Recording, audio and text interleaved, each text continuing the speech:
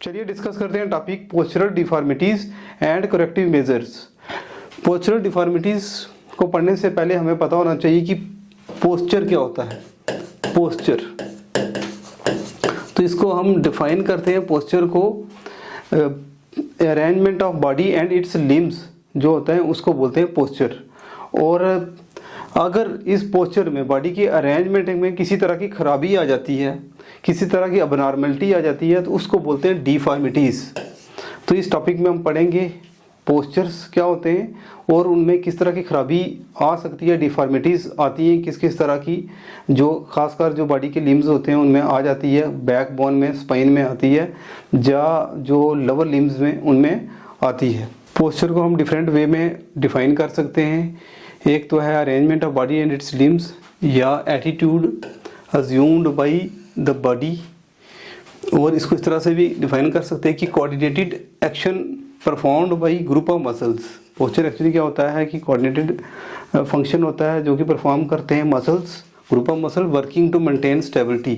फिर ये muscles coordinately जो है कोऑर्डिनेशन के साथ परफॉर्म करते हैं फंक्शन, ताकि बॉडी में क्या स्टेबिलिटी लाई जा सके। तो पोस्चर क्या आता है, दो तरह से बनते हैं, एक तो जब हम स्टैटिक होते हैं तब, और दूसरा जब डायनामिक होते हैं, तो अलग तरह से बनते हैं। तो स्टैटिक पोस्चर वो तब होते हैं जब हम क्या करते हैं, होल्ड करते हैं अपने आप को, और नॉट मूविंग, जब हम मूव नहीं कर रहे होते हैं।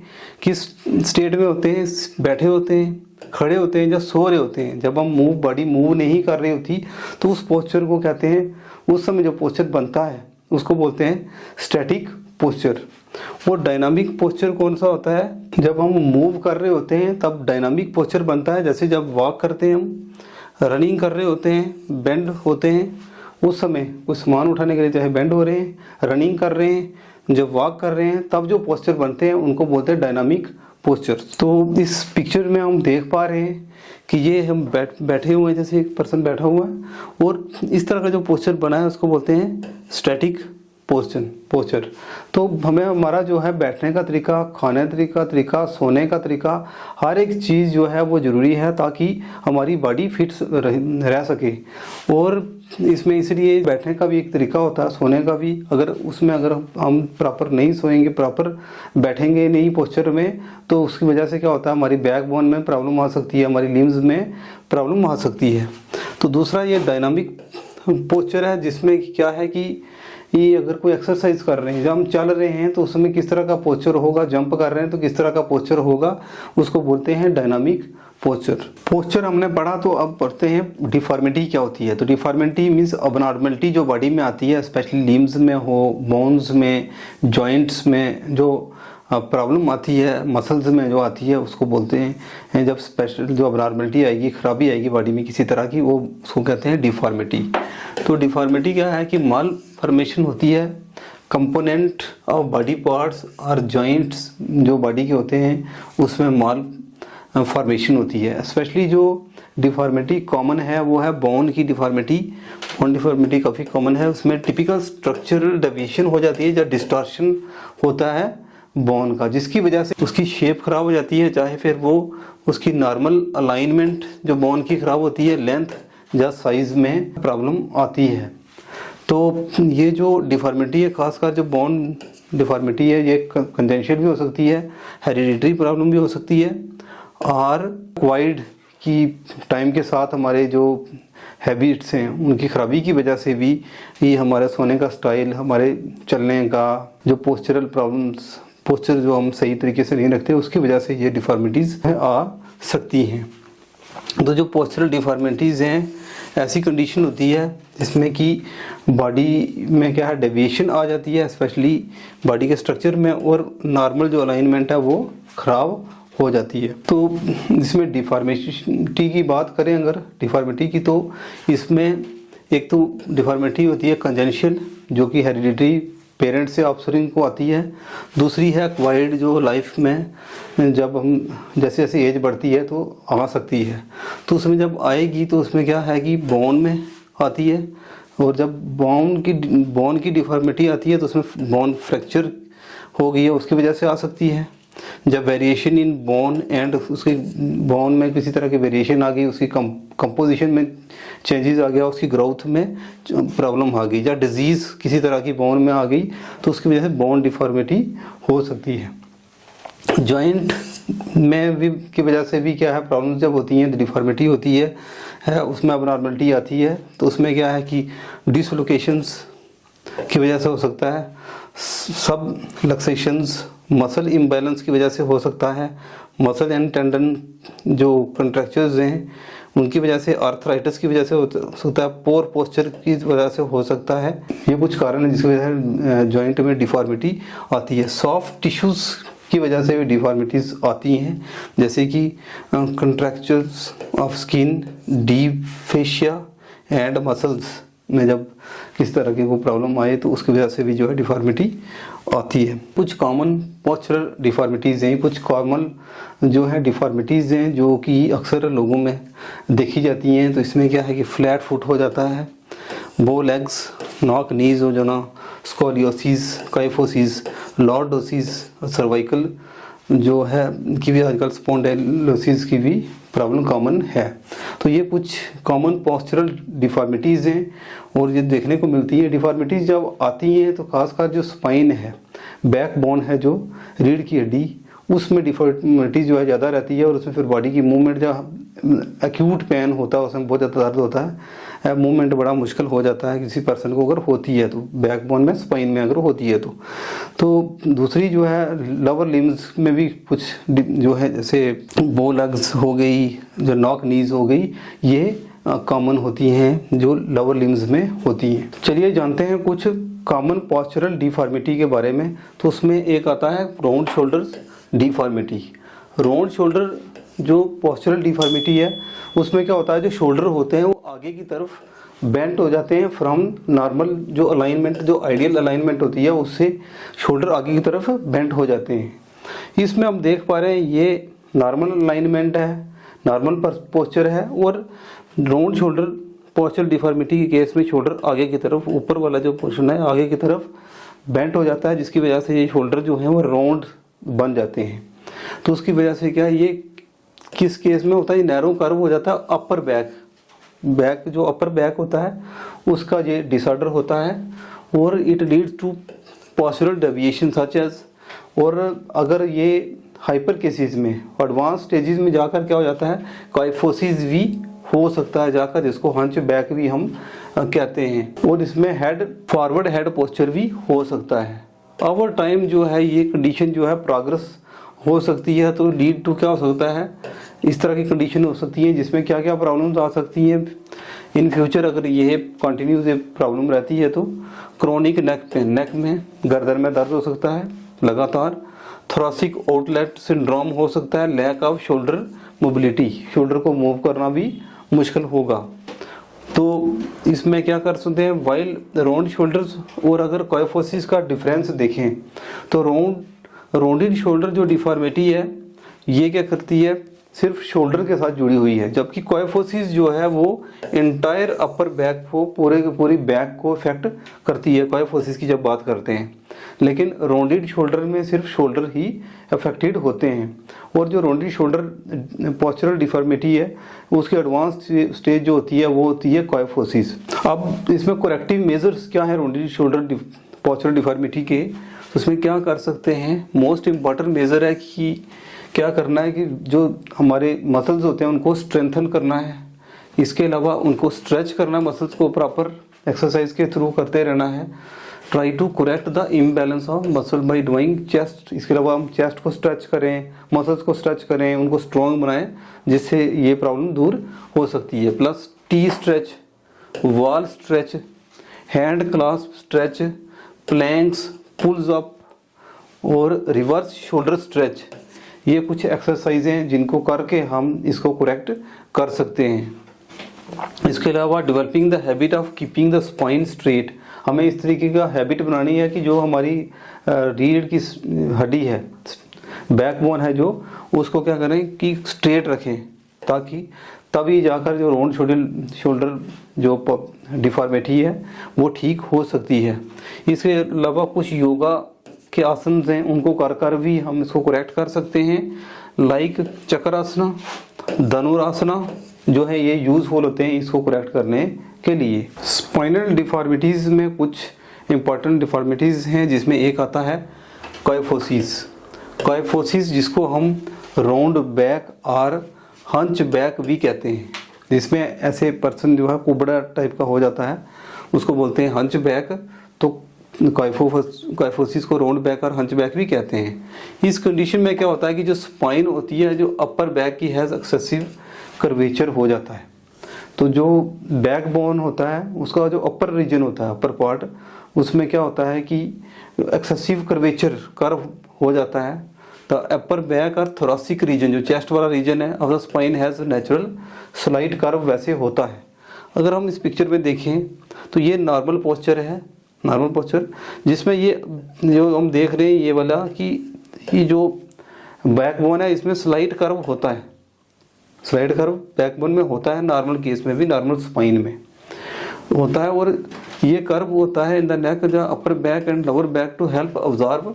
ये जो है जो थोरैसिक रीजन होता है, चेस्ट वाला ये वाला रीजन यहाँ पर होता है, नॉर्मली ये होता है। ये इसलिए होता है ताकि जो ऑब्जर्व कर सके, जो शॉक्स वगैरह लग सकती हैं या जो हम वेट उठाते हैं, सपोर्ट करते हैं वेट वगैरह को, तो उसके लिए इस तरह का जो है नेचुरल एक कर्व होता है।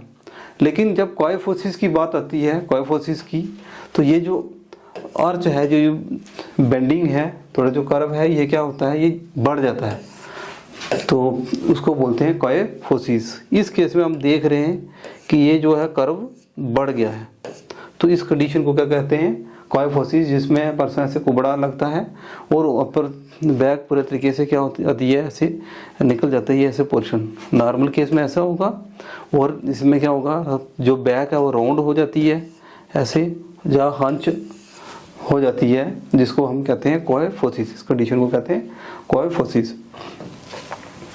काइफोसिस की वजह से फिर होता क्या क्या इफेक्ट्स पड़ते हैं, एक्सेस प्रेशर पड़ता है ऑन स्पाइन काजिंग पेन। अगर जो बैकबोन है वो अगर ज़्यादा कर्व हो जाएगा उसमें, तो उसकी वजह से क्या है कि पेन होती है, एक्सेसिव पेन होती है स्पाइन में। इसके अलावा इसकी वजह से क्या है, ब्रीदिंग में डिफ़िकल्टीज होती है ड्यू टू प्रेशर जो है, क्योंकि अगर इस तरीके की कर्व हो जाएगा तो उसकी वजह से प्रेशर लंग्स पर पड़ता है और ब्रीदिंग में प्रॉब्लम आती है, सांस लेने में दिक्कत आती है। काइफोसिस जो ओल्डर वुमेन में भी कॉमन देखी जाती है, तो उसमें उसको उस समय उनमें कहते हैं डवागर्स हम्प। कॉज क्या होते हैं काइफोसिस के, तो एक तो मल न्यूट्रिशन की कमी, एजिंग के साथ भी स्पेशली काइफोसिस हो जाती है। बैठने का तरीका गलत होता है, टाइम के साथ बैठने का, सोने का जो हमारे हैबिट्स होते हैं ख़राब होने की वजह से एजिंग के साथ ये पोस्चर ख़राब हो जाता है बॉडी का। इसके साथ साथ जो हम हैवी लोड्स उठाते हैं, वज़न उठाते हैं, उसकी वजह से होता है ये आर्थराइटिस। जोड़ों का जो दर्द होता है उसकी वजह से बोन्स वगैरह भी साथ में डिजेनरेट हो जाती हैं, उनकी वजह से भी काइफोसिस हो सकती है। हमने जो फर्नीचर घर में लगाया होता है, जो चाहे चेयर हो गई, बाकी बैठने की कोई चीज़ है, या फिर सोफ़ा सेट हो गया, बेडिंग वगैरह, तो अगर फर्नीचर में किसी तरह की कोई प्रॉब्लम है उसकी वजह से भी क्या हो सकता है, काइफोसिस होती है।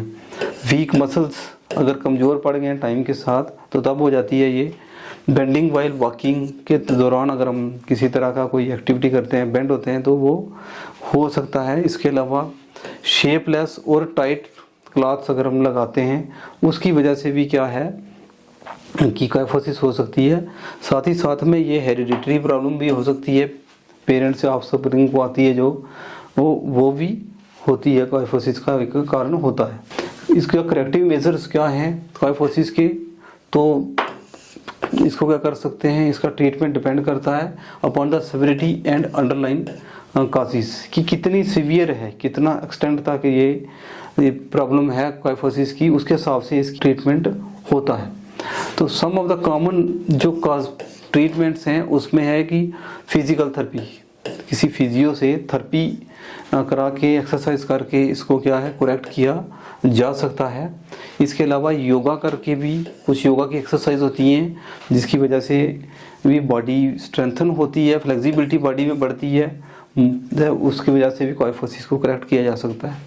इसके अलावा अगर वजन बढ़ जाता है तो क्वाइफोसिस हो सकती है, तो वजन को लूज़ करके भी काफ़ी हद तक जो स्पाइन पर प्रेशर पड़ता है वो कम हो सकता है और क्वाइफोसिस की जो है प्रॉब्लम को ठीक किया जा सकता है।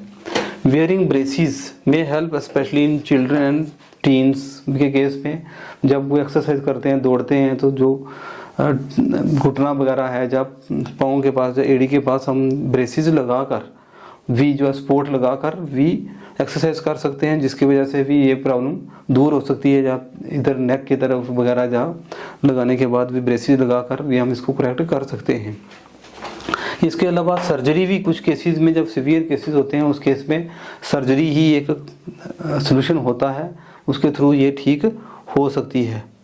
प्लस क्या है, नी रोल्स, पेल्विक टिल्टिंग और नीज टू जो चेस्ट और फ्यू बेस्ट एक्सरसाइज होते हैं जो करके हम क्या कर सकते हैं, क्वाइफोसिस को करेक्ट कर सकते हैं।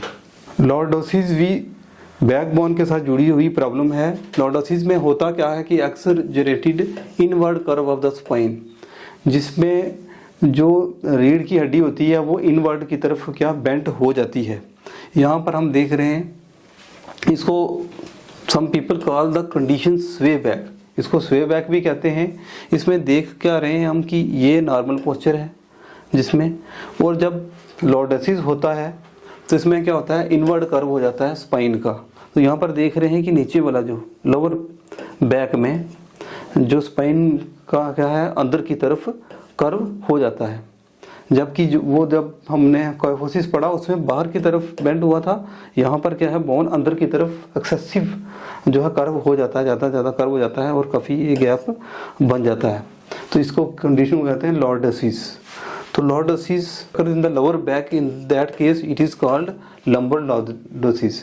अगर ये लोअर बैक में होती है, पीठ के निचले हिस्से में होती है, तो उसको लंबर लॉर्डोसिस कहते हैं। जैसे कि ये हम देख रहे हैं लंबर कर्व, नंबर ये रीजन होता है नीचे वाला, और इसमें अगर कर्व आता है अंदर की तरफ तो ये क्या होगा, लंबर लॉर्डोसिस इसको कहेंगे। और ये जो बैकबोन होती है ये कभी कभी क्या होती है, नेक की तरफ भी अंदर की तरफ बेंड हो जाती है। जहाँ जैसे ये पोर्शन है यहाँ पर हो जाएगी, नेक के पास भी अंदर की तरफ बेंड होगी, उसको कहते हैं सर्वाइकल लॉर्डोसिस। अगर ये नेक के पास होगी सर्वाइकल लॉर्डोसिस, और अगर लोअर बैक में होगी तो लंबर लॉर्डोसिस होती है। इसके सिम्टम्स क्या हैं, अगर पर्सन को लॉर्डोसिस है तो उसको जो है वो किसी भी फ्लैट प्लेन पर, जैसे कोई फ्लैट बेड है उस पर वो सो नहीं पाएगा, लेट नहीं पाएगा आराम से, किसी फ्लैट फ्लोर पर भी लेट नहीं पाएगा। उस अगर करेगा तो उसको सीवियर पेन होगा, क्योंकि उसके जो बैक पे है क्या है, कर्व है। जैसे कि हमने देखा कि अगर फ्लैट प्लेन पर सोएगा तो ये कर्व है, बीच में गैप पड़ गया, तो फ्लैट प्लेन पर किसी भी पर अगर सोएगा, फ्लोर पर सोएगा फ्लैट वाले पर, तो उसको काफ़ी सीवियर पेन होगा। इसके अलावा सीवियर लॉर्डोसिस की वजह से और क्या क्या हो सकता है, इट कॉज बैक और नेक पेन, गर्दन में भी दर्द हो सकती है जब बैक पेन होती है इसकी वजह से। और कभी कभी ये जो पेन है ये कहाँ, लेग्स और फीट तक पहुंच जाता है, पाँव और टांगें भी इसकी वजह से दर्द करने लगती हैं, जिसको हम कहते हैं सिशियाटिका। इस कंडीशन को कहते हैं सिशियाटिका। और इसमें टिंगलिंग और नमनेस भी रहती है कि बॉडी का जो है, बॉडी सुन्न पड़ जाती है अगर लॉर्डोसिस होती है सीवियर केसेस में। करेक्टिव मेजर्स ऑफ लॉर्डोसिस क्या हैं, ज़्यादातर ये जो लोगों में लॉर्डोसिस अगर होता है तो उनको ज़रूरत नहीं होती किसी तरह की भी मेडिकल ट्रीटमेंट की, वो टाइम के साथ ठीक भी हो जाती है ये। लेकिन अगर ये सीवियर हो जाती है कंडीशन तो तब जाकर इसकी ट्रीटमेंट की ज़रूरत पड़ती है। तो ट्रीटमेंट लॉर्डोसिस की डिपेंड करती है कि ये कितनी सीवियर है, और अगर ये सीवियर है तो फिर मेडिकेशन के थ्रू भी हम पेन को रिड्यूस कर सकते हैं, अगर स्वेलिंग है उसको रिड्यूस कर सकते हैं। इसके अलावा डेली फिजिकल जो थेरेपी है उसके थ्रू मसल्स को स्ट्रेंथ करके भी ये ठीक की जा सकती है। वेट लॉस करके भी जो डिफॉर्मिटी है उसको ठीक किया जाता है। ब्रेसिस भी हेल्प करते हैं चिल्ड्रंस और टीन्स को इसको करेक्ट करने में। इसके अलावा सर्जरी सीवियर केसेस में सर्जरी की ज़रूरत पड़ती है। इसके अलावा nutritional supplements like vitamin D की कमी से भी हो सकता है और उसको विटामिन डी प्रॉपर लेने के से भी इसको करेक्ट किया जा सकता है। स्कोलियोसिस एक स्पाइनल डिसऑर्डर है जिसमें बैकबोन की ये प्रॉब्लम है। इसमें होता क्या है कि जो साइड वे कर्वेचर हो जाता है स्पाइन का, बैकबोन का साइड वे कर्वेचर हो जाता है, जैसे कि हम ये देख पा रहे हैं ऐसे। नॉर्मल तो ऐसे होगी, यहाँ पर साइड की तरफ कर्व हो गया है स्पाइन बैकबोन का। नॉर्मल अगर शेप देखें किसी भी पर्सन के स्पाइन की तो इसमें क्या होता है, एक टॉप पर कर्व होता है नेक के पास और एक बैकबोन में नीचे की तरफ लोअर बैक में कर्व होता है, जो बैकबोन में होता है नीचे की तरफ होता है जहाँ नेक के पास कर्व होता है। लेकिन इस केस में क्या होता है, स्कोलियोसिस के केस में स्पाइन जो है कर्व हो जाती है साइड टू साइड, इसमें एस शेप्ड बन जाती है, ऐसे इस तरह का कर्व बन जाता है स्कोलियोसिस के केस में। ये कंडीशन डायग्नोज होती है first 7 years of a child's life. जब कोई बच्चा होता है उसके लगभग 7 सालों तक ये कंडीशन, लगभग 7 सालों में ये डायग्नोज होती है। इसका कारण क्या होते हैं, मेन कारण क्या है, एक तो बर्थ डिफेक्ट, बर्थ के दौरान जब चिल्ड्रन वॉम में होता है वहाँ पर किसी तरह का वहाँ पर डिफेक्ट हो सकता है। इसके अलावा न्यूरोलॉजिकल अबनॉर्मलिटीज़ भी आती हैं जब, या जेनेटिक कंडीशन भी, जेनेटिक डिसऑर्डर भी हो सकता है। तो इसमें साइन और सिम्टम्स ऑफ स्कोलियोसिस क्या है, इसमें एक है अनइवन शोल्डर्स। यहाँ पर हम पिक्चर में देख पा रहे हैं अनइवन शोल्डर में कि एक शोल्डर नीचे की तरफ ऐसे है और दूसरा ऊपर है, ऊंचा है। तो शोल्डर अनइवन है स्कोलियोसिस के केस में, एक तो ये होता है। दूसरा, shoulder blade appears more prominent than other. एक जो शोल्डर ब्लेड होता है वो वन शोल्डर जो है ज़्यादा ऊंचा दिखता है दूसरे के, जो अगर कंपेरिजन में देखें तो ये होता है शोल्डर ब्लेड्स। तो हम ये देख रहे हैं एक बड़ा है, एक छोटा है, एक ऊपर की तरफ है, ये एक नीचे की तरफ है। तो ये प्रॉब्लम देखने को मिलती है। इसके अलावा अनइवन वेस्ट, जो वेस्ट है वो अनइवन होती है। ये जो वेस्ट होती है ये वाली हम देख पा रहे हैं यहाँ पर कि एक तो larger gap on one side between the arm and waist. ये आर्म है और वेस्ट है, इसके बीच में एक तो ज़्यादा का, एक साइड से ज़्यादा गैप दिख रहा है, दूसरी साइड से कोई गैप नहीं है। एक चीज़ तो ये देखने को मिलती है। उसके अलावा जो वेस्ट है वो अनइवन होते हैं, इवन नहीं होते ये, जैसे कि हम ये कंडीशन देख रहे हैं। इसके अलावा one hip higher than the other. अगर हिप की बात करें तो एक हिप ऊंची होती है दूसरे से, ये जो पोर्शन होता है इसको हिप बोलते हैं। तो इसमें एक ऊंची होगी दूसरी नीची होगी। तो यहाँ पर ऊंची ये दिख रही है, ये वाली नीची दिख रही है। तो ये भी कंडीशन देखने को मिलती है जब स्कोलियोसिस होता है। इसके अलावा prominence of one side of backbone when bending forward. अगर बेंड फॉरवर्ड करते हैं तो बैकबोन भी ऐसे ऊपर की तरफ निकली होती है, तो ये चीज़ भी देखने को मिलती है। इसके अलावा कुछ जो रिब्स होते हैं उनमें भी क्या होता है, अनइवननेस रहती है। करेक्टिव मेजर्स स्कोलियोसिस के क्या हैं, ये भी डिपेंड करती है इसका treatment on the basis of इसका ट्रीटमेंट है जो वो डिपेंड करता है ऑन द सिवियरिटी, कि कितनी सिवियर ये प्रॉब्लम है उसके हिसाब से इसकी ट्रीटमेंट की जाती है। कुछ केसेस में स्कोलियोसिस जो है वो greater chance of getting worse हो जाती है ज़्यादातर, किसी कुछ स्टेजेस जो केसेस में। तो उसके बेसिस पर इसकी ट्रीटमेंट डिपेंड करती है। 3 तरह की कैटेगरीज होती हैं इसकी ट्रीटमेंट की। एक तो ऑब्जर्वेशन करते हैं, ऑब्जर्व करते हैं प्रॉपरली कि क्या ये ठीक होगी नहीं होगी, ऑब्जर्वेशन पे रखते हैं। दूसरे नंबर क्या है, ब्रेसिंग की जाती है, जिसमें कि एक ब्रेसिंग में क्या होता है कि स्पोर्ट्स देकर, बॉडी को स्पोर्ट देकर उसको ठीक किया जा सकता है। तीसरा होता है सर्जरी अगर ज़्यादा सीवियर कंडीशन है तो फिर सर्जरी करनी पड़ सकती है। स्क्लेरोसिस जो है वो करेक्ट कर सकते हैं विद एक्सरसाइज के साथ। तो एक्सरसाइज करके भी हम इसको ठीक कर सकते हैं प्रॉपर। इसकी कुछ एक्सरसाइज होती हैं जिनको करके हम इसको ठीक कर सकते हैं। इसमें कुछ जो कॉमन एक्सरसाइज हैं वो है pelvic tilts, arm and leg raises, उसके अलावा latissimus dorsi stretch, cat camel exercise और एब्डोमिनल प्रेस। अब ये कुछ एक्सरसाइज हैं जिनको कर इसको करेक्ट कर सकते हैं। जीनु वल्गम इसको कॉमनली कहते हैं नॉक नीज, जीनू बलगम को नॉक नी भी कहते हैं। और ये कॉमन लोअर लेग अबनॉर्मलिटी होती है, जो लोअर लेग्स होती हैं उसमें अबनॉर्मलिटी आती है जीनू बलगम के केस में। और ये ज़्यादातर हम देखते हैं जो छोटे बच्चे होते हैं उनको में होता है ज़्यादातर, प्री स्कूल जो चिल्ड्रन होते हैं, स्कूल जाने से पहले जो छोटे बच्चे होते हैं उनमें ये कॉमन होती है, या अर्ली स्कूल एज चाइल्ड में ये होती है। जीनू बलगम में ये लोअर एक्सट्रीमिटी है, जिसमें क्या होता है कि जो नीज होते हैं वो टच होते हैं, नीज जो हैं आपस में टच होते हैं, और जो पाँव होते हैं, पैर होते हैं, और ख़ासकर नीचे वाले जो एड़ी वगैरह जब पाँव की उंगलियाँ वो दूर होती हैं। यहाँ पर हम देख पा रहे हैं कि एक नॉर्मल पर्सन के केस में नी भी दूर है और लेग में गैप है, जबकि यहाँ पर हम देख पा रहे हैं कि नीज क्या है, पास आ रहे हैं। जीनू बलगम के केस में क्या होगा कि जो नीज होंगे वो जुड़े होते हैं और पाँव वो नीचे की तरफ से वो खुले होते हैं, दूर दूर होते हैं। नी के पास से लेग्स क्या होती हैं, जुड़ी होती हैं। उस केस को कहते हैं हम जीनू बलगम। जीनू बलगम जो है कॉमन होती है इन यंग चिल्ड्रन। यूजली वो जब यंग चिल्ड्रन जब से जैसे डेवलप होते जाते हैं तो वो करेक्ट खुद की खुद भी हो जाती है। अप टू 75% ऑफ जो चिल्ड्रन हैं between age of 3 to 5 years, उनमें ये नाक नी का जीनू बलगम का प्रॉब्लम कॉमन होती है। 3 से 5 सालों के बीच के बच्चे को कॉमन प्रॉब्लम होती है ये, और ये टाइम के साथ खुद की खुद करेक्ट हो जाती है टाइम के साथ। सिम्टम्स क्या है जीनू बलगम के, जिसमें जीनू बलगम होती है उनमें क्या होता है, मिस अलाइनमेंट ऑफ नीज होता है। इसमें क्या होता है कि स्टिफ जॉइंट जो हैं वो जकड़ जाते हैं, ऐसे स्टिफ हो जाते हैं जॉइंट्स, जोड़ों में स्टिफनेस आती है। दूसरा है नी में पेन होता है पैरों में।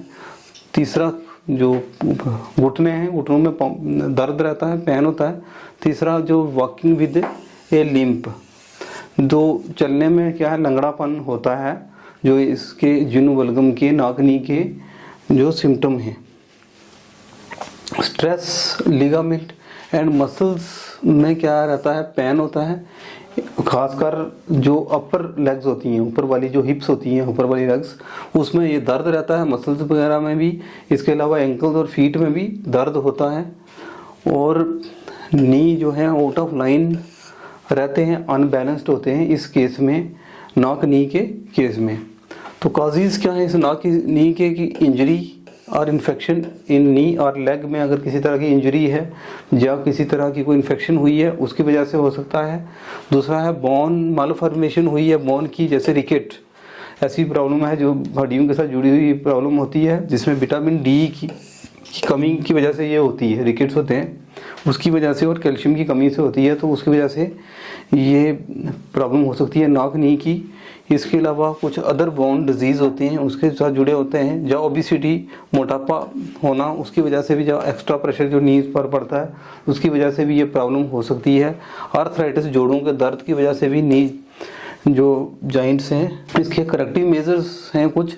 तो इसमें एक है कि एक्सरसाइज करके, आर्थोटिक्स और सर्जरी, 3 करेक्टिव मेजर्स हैं जनरली जिनके थ्रू हम इसको करेक्ट कर सकते हैं। तो पहला जो है एक्सरसाइज से क्या रीलाइन और स्टेबलाइज कर सकते हैं नी को, वो मसल्स को स्ट्रेच करके, एक्सरसाइज करके ये प्रॉब्लम दूर हो सकती है। और इन केस अगर नहीं होती, दूसरा यह है कि आर्थोटिक्स से हम कर सकते हैं। अगर लेग्स अनइक्वल हैं लेंथ में, तो जीनू बलगम के केस में क्या करते हैं, जो हील होती है उसमें, वहाँ पर शू में जो शूज़ होता है वहाँ पर शॉर्टर साइड ऑफ शू है, क्योंकि ऐसे पाँव होगा, एक पाँव जो है कि एक टांग जो है वो छोटी हो जाएगी, एक लंबी होगी, इस केस में हो सकती है। तो जिस साइड जो छोटी वाला टांग है वहाँ पाँव के नीचे हम जूते में क्या कर सकते हैं, इंसर्ट कर सकते हैं, एक जूते का जो तलवा होता है उसको इंसर्ट कर सकते हैं, जैसे कि हम ये देख रहे हैं, ये इंसर्ट करके उसकी लेंथ को बराबर कर सकते हैं। और फिर क्या होगा कि फिर चलने में प्रॉब्लम नहीं आती मूवमेंट में। इस तरह से शू में हील इंसर्ट करने से जो पेन हो सकता है लेग में, उससे भी रिलीव मिलता है। जीनू बलगम के केस में अगर अप टू एज 8 ईयर तक अगर बच्चा ठीक नहीं होता, उसके 8 साल तक एज हो चुकी है, तो उसके केस में क्या है कि स्प्लिंट और ब्रेस को यूज़ करके, सपोर्ट को यूज़ करके भी इसको करेक्ट किया जा सकता है। तीसरा है सर्जरी करके। तो सर्जरी करके भी इसको करेक्ट किया जा सकता है जीनोम वल्गम को, नाक नी को। इसमें क्या करते हैं, जब एक्सरसाइज करके भी पेन रिलीफ नहीं होता, ठीक नहीं होता, नी स्टेबलाइज नहीं होते, इस केस में डॉक्टर क्या रिकमेंड करते हैं, सर्जरी को रिकमेंड करते हैं। और फॉर यंगर पीपल, जो यंग पीपल हैं, उनमें कुछ एक स्मॉल मेटालिक प्लेट इंसर्ट की जाती है नी में, जिसको बाद में हम जब ठीक हो जाए तो उसको रिमूव भी कर देते हैं, जिसकी वजह से बोन की ग्रोथ जो है, और जो मेटल प्लेट डालते हैं, इस प्रोसेस को बोलते हैं, इस मैनुअल प्रोसेस को बोलते हैं guided growth surgery. Guided growth surgery कहा जाता है। और इसमें जो प्लेट है वो रिमूव कर देते हैं। जैसे ही बोन की ग्रोथ जो है करेक्ट हो जाती है तो उसको फिर रिमूव कर दिया जाता है, जो मेटल प्लेट होती है। अडल्ट के केस में ऑस्टियोटोमी में जो बोन की कटिंग वगैरह की जाती है, अगर ज़्यादा प्रॉब्लम है, ठीक नहीं हो पाया, तो ऑस्टियोटोमी कर सकते हैं। और सर्जरी के दौरान मेटल प्लेट डाली जाती है जो कि बोन को अलाइनमेंट करती है, और ये परमानेंटली वो प्लेट डाली जाती है जो फिर फॉरएवर के लिए रहती है। और इसकी वजह से जो लेग बोन वगैरह हैं वो, उसकी वजह से जो नी वगैरह हैं वो उनकी अलाइनमेंट हो जाती है। जीनो वर्म, जिसको हम बो लेग्स भी कहते हैं,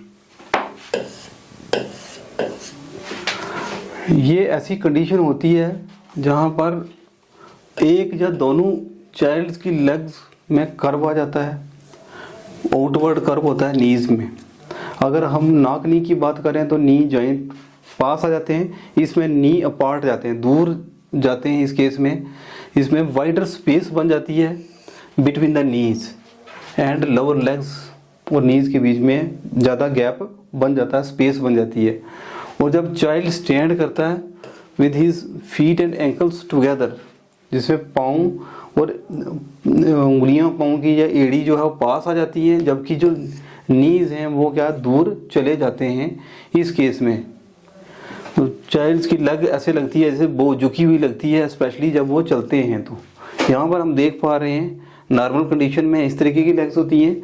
जब ये जीनो वर्म होगा, बो लेग्स केस होगा, तो ये जो हम देख पा रहे हैं कि लेग्स का ये वाला नी वाला पार्ट दूर चला गया और बीच में काफ़ी गैप है, और पाँव पास होंगे, जबकि नी वाला जो पोर्शन है, जो ऊपर वाला जो पोर्शन है वो दूर दूर चला जाता है। इस कंडीशन को फेयरली कॉमन इन इन्फेंट्स, इस तरह की कंडीशन जो है छोटे बच्चों में कॉमन होती है। और ये खास कर इस डिसऑर्डर तब होता है, प्रॉब्लम आती है जब बच्चा माँ के पेट में होता है, वॉर्म में होता है, वहाँ पर ये प्रॉब्लम शुरू हो सकती है। टिपिकली इसका कोई ट्रीटमेंट ज़रूरी नहीं है, इन्फेंट्स के लिए कोई ट्रीटमेंट नहीं होता। ये स्ट्रेटन होने लगती हैं जैसे जैसे चाइल्ड जो है ग्रो करने लगता है, चलना शुरू करता है, तो उसमें ये सीधी होने लगती हैं। Usually between 12 to 18 months of age में जब बच्चा चलता है उसमें, तो वो फिर आस्ता आस्ता जो है वो ठीक होने लगती है। ये हम जीनो वर्म की कुछ पिक्चर्स हैं जो देख पा रहे हैं। नॉर्मल कंडीशन में इस तरह की लेग्स होती हैं। जीनो वर्म जिसको बो लेग्स कहते हैं, इसमें ये इस तरह का लेग्स हो जाती हैं।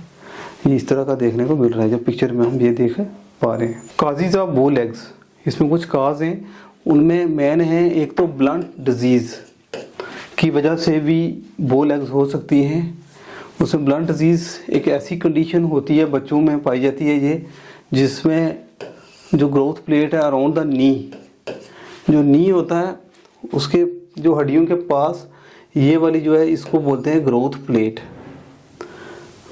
ये वाली इसको बोलते हैं ग्रोथ प्लेट्स होती है, नी के पास हड्डियों में ग्रोथ प्लेट होती है, उसमें उसकी ग्रोथ प्लेट में इफेक्ट पड़ता है, जिसकी वजह से ये बो लेग्स हो सकता है। तो Blount disease is also called as tibia vara भी कहा जाता है, जिसमें जो बच्चा होता है उसकी शिन जो डेवलप होती है नॉर्मली होती है curving below the knees. Shin वाली जो बोन है ये होती है, ये वाली बोन, इसकी ग्रोथ शिन बोन इसको बोलते हैं, इसकी ग्रोथ अब नॉर्मली होती है, जिसकी वजह से ये बो लेग की प्रॉब्लम हो सकती है। ये वाली जो बड़ी बोन है इसको शिन बोन कहते हैं, तो इसमें ग्रोथ में प्रॉब्लम आती है और खासकर ये जो ग्रोथ प्लेट्स हैं इस पर भी इफेक्ट। जब बच्चा चलना शुरू करता है तो उसमें क्या होता है कि बो लेग्स वाली कंडीशन वो वर्सन होने शुरू करती है, अब उस तरीके से वर्स होने शुरू हो जाती है। और कभी कभी ये कंडीशन जो है वो अर्ली दिखती नहीं है बच्चों में, और जैसे जैसे वो ग्रो करते हैं और अडल्ट बनते हैं बच्चे, तो उस समय ये कंडीशन नोटिस की जाती है, सामने आती है। और बो लेग की वजह से होता क्या है, जॉइंट में प्रॉब्लम आती है, नीज के जॉइंट में ज़्यादा क्या प्रॉब्लम देखने को मिलती है। इसके अलावा ब्लंट डिजीज़ के अलावा रिकेट्स भी एक कारण होता है बो लेग्स का। रिकेट ऐसी कंडीशन होती है जिसमें ये विटामिन डी की कमी की वजह से होती है। इसकी वजह से जो बोन्स क्या होती हैं वो सॉफ्ट हो जाती हैं और वीकन हो जाती हैं बोन्स, जिसकी वजह से लेग्स बो हो जाती हैं, झुक जाती हैं, हड्डियाँ कमज़ोर पड़ जाती हैं। उस कंडीशन को कहते हैं रिकेट्स, और ख़ासकर विटामिन डी की कमी से ये होता है। पेजेट्स डिजीज़ वी की वजह से बो लेग्स हो सकता है। ये डिजीज़ ऐसा है, ये मेटाबॉलिक डिसऑर्डर है जो कि नेगेटिवली अफेक्ट करता है बोन्स पर। और जब बोन कभी टूट जाती हैं उसका रीबिल्ड जब होता है वो प्रॉपर नहीं हो पाता, जिसकी वजह से ये कंडीशन देखने को मिलती है, जिसको बोलते हैं पेजेट डिजीज़ कहते हैं। Over time this lead to Paget disease होता है जब, तो उसके बाद क्या होता है बो लेग्स की कंडीशन देखने को मिलती है जो जॉइंट प्रॉब्लम के साथ जुड़ी हुई होती है। पेजेट डिजीज़ सबसे ज़्यादा कॉमन होती है ओल्डर पीपल में, और इसको अगर टाइमली डायग्नोज किया जाए तो इसको प्रॉपर्ली ट्रीटमेंट भी किया जा सकता है। उसके अलावा ड्वार्फिज्म जो बोनापन होता है वो भी एक कारण हो सकता है बो लेग्स का। तो इसमें कॉमन जो है फॉर्म ऑफ ड्वार्फिज्म को हम इसको कहते हैं कॉन्ड्रोप्लेशिया। इसमें बोन ग्रोथ डिसऑर्डर के साथ जुड़ी होती है, जिसकी वजह से ये कंडीशन बन जाती है कि बो लेग्स हो जाता है। कुछ अदर काजेज भी होते हैं बो लेग के, जैसे कि बोन फ्रैक्चर हो और प्रॉपरली अगर हील नहीं होती तो वो भी एक कारण हो सकता है।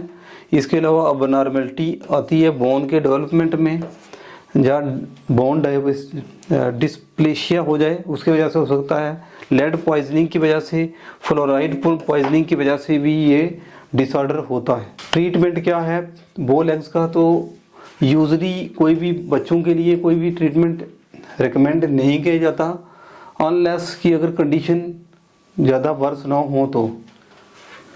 ट्रीटमेंट में जब करते हैं रिकमेंड करते हैं बो लेग्स के केस में, जब एक्सट्रीम कंडीशन होती है, सीवियर कंडीशन, उसके केस में फिर क्या करते हैं बो लेग्स की कुछ ट्रीटमेंट्स होती हैं। वो ट्रीटमेंट में क्या क्या आता है, स्पेशल शूज़ भी हम यूज़ करते हैं, बच्चों के केस में स्पेशल शूज़ मिलते हैं, उनको यूज़ करके ब्रेसिस सपोर्ट सिस्टम लगाकर हम ठीक कर सकते हैं। कास्ट्स यूज़ करके हम इसको करेक्ट कर सकते हैं। Surgery to correct the bone abnormalities, severe case में सर्जरी भी की जाती है ताकि बोन की जो अबनॉर्मलिटीज़ है उनको दूर किया जाए। प्लस ट्रीटमेंट भी इसमें, डिजीज़ अगर कोई किसी तरह की है बो लेग्स में तो उसको ट्रीटमेंट करके भी इसको करेक्ट किया जा सकता है। It is all about the topic postural deformities and it's corrective measures. Thank you.